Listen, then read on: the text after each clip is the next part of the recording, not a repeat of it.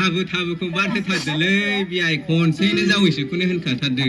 आंथ' नै बियायखौनो होनखाथारबाय देलै बिदिब्ला आंबो बियायखौनो बुंनोसैब्रा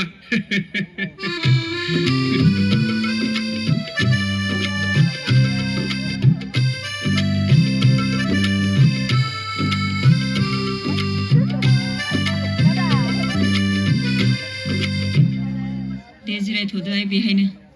जोंनाबो फिसाजोआ सासेल'थार बियाय नायल' जाल' नोंस्राबो सासेल' आहाबो सासेल' उन्दै समनिफ्रायनो बिमा गोमाजानाय फिसालाखौ आदर खालामनानै खांबाय आङो दा आंनि साननाय हनाया जाफुंबाय दा बिहामजो जागोनासो मा बुङो बिनि सायावसो थाबाय आंहा जेबो बुंनांगौ गैया आदै आइ आफाया जेखौ सानो बेनो जायो बावदोंसो आङो फिसाजोनियाव सोंख्ल'नो हा नोंसिनियाबो बिजामादैया माबाफोरसो बुंनांगौ दं नामा आंहा बुंनांगौ जेबो गैया आदै नोंसोर दा सावरायबायानो जासिगोन हाबानि डेटखौल' एसे थाब लानांसिगोन मानोना आंहा थाब थांफिननांसिगोन होमब्लालाय बे जों सावरायखानाय बायदि मार्चनि 4 तारिखआवनो लादो हरैजाय बाद्रायबा बांद्राय अखा बांखाबो जायो जाथारबाय बेखौनो लाथानसै मानोथो गोनो गोथोबाव दे बेनो जाथोंसै